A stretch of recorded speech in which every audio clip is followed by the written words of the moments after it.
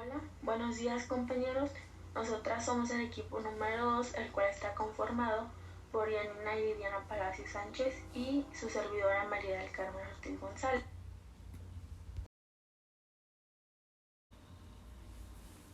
Nosotras les vamos a hablar de dos temas que van de la mano. El primero es recolección de muestras, llenado y orden de los tubos para extracción, y el segundo es almacenamiento y transporte.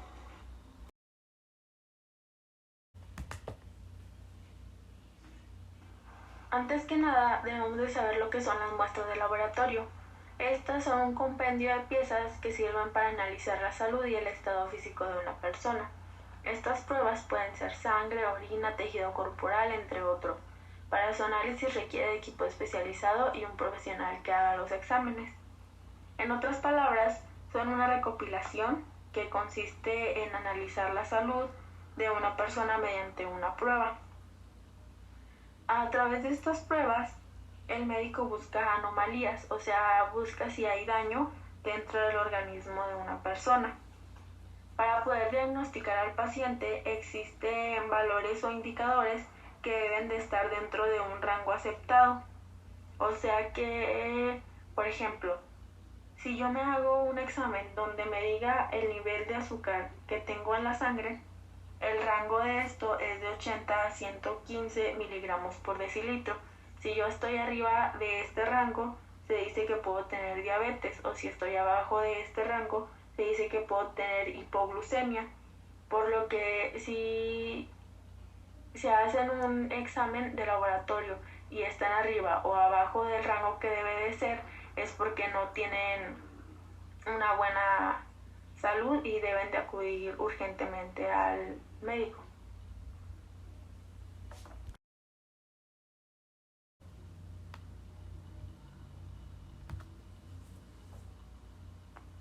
Anteriormente les dije qué son las muestras de laboratorio, pero queremos saber qué es la recolección de muestras.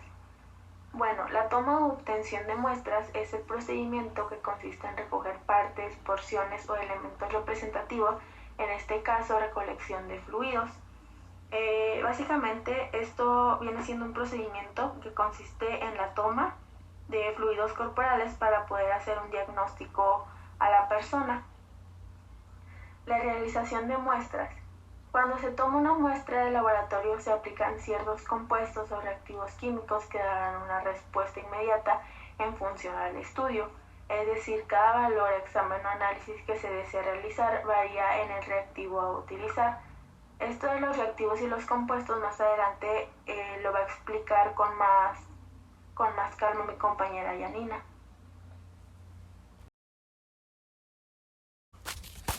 Orden de tubos. Podemos apreciar en la imagen que existe un orden de tubos. Primero va el rojo, amarillo, azul, lila, verde, negro y al final el gris. Siempre debe de ser este orden. Nunca se debe de llenar primero el tubo de tapa azul o el tubo de tapa lila. Siempre tiene que ser primero el rojo y tiene que ir en ese orden. Bueno, se dice que para que el diagnóstico sea 100% seguro y efectivo, se deben de cumplir las normas de seguridad muy rigurosas. Por ejemplo, aquí nos dice que existe un orden establecido por el Instituto de Estándares Clínicos y Laboratorio, que es para depositar la muestra cuando se utiliza una misma aguja para múltiples tubos en una misma ocasión. Siguiendo adecuadamente esta norma, los aditivos de un tubo no afectarán a otro. Es muy importante por eso el orden de los tubos, porque si no se hicieran en este orden que está en la imagen, los mismos tubos afectarían uno al otro.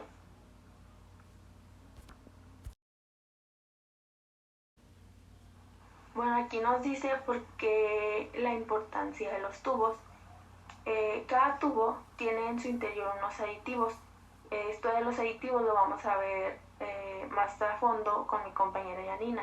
Estos aditivos, al cambiar de unos tubos a otros, hay posibilidad de que contaminen con su aditivo el tubo siguiente en el orden de llenado. Esto puede alterar los parámetros que queremos medir.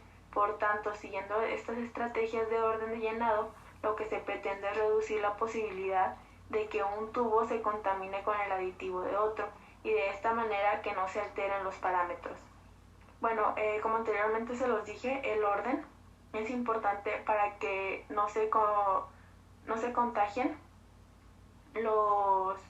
más bien para que no se contaminen los tubos entre ellos.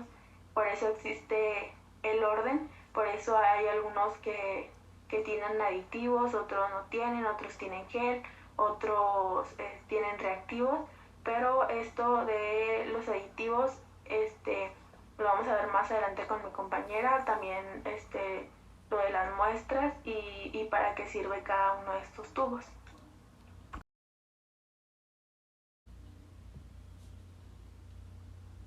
Con esta representación de imágenes vamos a guiarnos para saber cómo se obtiene una muestra sanguínea. Bueno, primero que nada se tiene que poner la liga a 7 centímetros del sitio. Luego se tiene que desinfectar con un algodón empapado y pasarlo varias veces por ahí. Se tiene que realizar la punción, o sea que con los dedos tenemos que sentir la vena para poder introducir la aguja. Luego se introduce la aguja, se suelta el torniquete y se mete el tubo. Depende de la prueba o el examen que se hagan, va a ser el número de tubos que se van a introducir y en el mismo orden. Siempre sean 2, 3, los tubos que sean siempre tienen que ir en el orden indicado. Se dice que se mezcle suavemente, pero no todos los tubos se mezclan y al final se desecha la aguja con la que se extrajo la sangre. Y bueno, mi compañera Yanina les va a explicar un poco más a fondo sobre esto, sobre los aditivos, sobre los tubos, para que no les quede alguna duda. Llenado de los tubos. El orden de llenado de los tubos es de gran importancia para reducir el riesgo de contaminación y alteración de parámetros de las muestras de sangre. Es por ello que a continuación yo les voy a mostrar cuál es el orden que se debe de seguir. En primer lugar tenemos los tubos de hemocultivo, que estos, si utilizamos la palomilla para extraer la sangre, la muestra, primero se va a sacar los aerobios y en segundo lugar los anaerobios. Y si utilizamos la jeringa para extraer la muestra, primero van a ser los anaerobios y después los aerobios. En segundo lugar tenemos los tubos de citrato que se utiliza para pruebas bioquímicas. Como no contiene aditivo, no tiene el riesgo de contaminar al citrato. Su área de uso es en la coagulación, en los tiempos de coagulación y agregación plaquetaria. En tercer lugar tenemos las pruebas bioquímicas. Las pruebas bioquímicas no tienen aditivos, solamente un gel separador. Tenemos aquí estos dos tipos de tubos que viene siendo el tubo de tapa amarilla y el tubo de tapa roja. El tubo de tapa amarilla contiene un gel separador y su área de uso es en la química clínica. El tubo de tapa color rojo, no contiene un anticoagulante, pero sí un activador de coagulación con silicón. Va a funcionar en que se va a coagular la sangre y el suero se separa por centrifugación. Sus áreas de uso es en la química, en la inmunología y serología. Bueno, si en la toma no hay tubo de tapa azul ni hemocultivos, estos irán en primer lugar. En cuarto lugar tenemos los tubos de tapa verde que pueden ser con o sin gel. Estos tienen 3 tipos de anticoagulante, que puede ser de heparina sódica, heparina de litio y heparina amoníaca. Estos se utilizan para obtener el plasma y su área de uso es en la química clínica y hematología. En quinto lugar tenemos los tubos de tapa lila que pueden usarse con gel o sin gel. Aquí el contenido del tubo es el anticoagulante ETA y estos sirven para exámenes de sangre total y sus áreas de uso es en la hematología y banco de sangre. Por último lugar tenemos a los tubos de tapa color gris, que estos contienen oxalato de potasio y fluoruro de sodio. Aquí el agente antiglicolítico conserva la glucosa hasta 5 días. Su área de uso es en la química clínica en pruebas de lácteo y glucosa. Para el transporte de las muestras también se deben de seguir unas normas o un reglamento para evitar cualquier tipo de riesgo. Una de las reglas que debemos de seguir es que el contenedor primario debe ser a prueba de fugas, o sea que estos contenedores tienen que ser herméticos para así evitar el riesgo de infección al personal.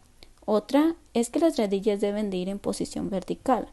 Las neveras o contenedores deben ser en una caja de metal o plástico. Estas tienen que ser cerradas completamente para así evitar la agitación mecánica de las muestras. Cada vehículo debe de tener un kit. ¿Este kit qué contiene? Pues contiene material absorbente, desinfectantes a base de cloro, un contenedor para desechos libres de fugas y guantes resistentes multiusos. Las cajas deben de estar seguras dentro del vehículo y estas cajas o neveras deben de mantener la temperatura adecuada para cada muestra. Los documentos deben de acompañar a la caja y cada uno debe estar etiquetado adecuadamente para así identificar su contenido. El almacenamiento de las muestras pues es un factor de gran importancia, ya que las muestras deben de estar guardadas bajo condiciones específicas durante un tiempo determinado. De forma general, las muestras deben de guardarse en un lugar limpio, seco, oscuro, fresco y suficientemente ventilado. Y también se tiene que controlar con regularidad la temperatura de almacenamiento. En el caso de los tubos de hemocultivos, estos se deben de enviar al laboratorio de una forma inmediata. Cuando esto no sea posible, se pueden incubar a una temperatura de 35 a 37 grados centígrados. Estos nunca se deben de refrigerar. En el caso de las pruebas de matimetría y bioquímica, se deben de enviar al laboratorio antes de 1 hora, estos a temperatura ambiente. Cuando no sea posible, estos sí se pueden refrigerar a una temperatura de 2 a 8 grados centígrados. Es importante no superar las 24 horas de refrigeración.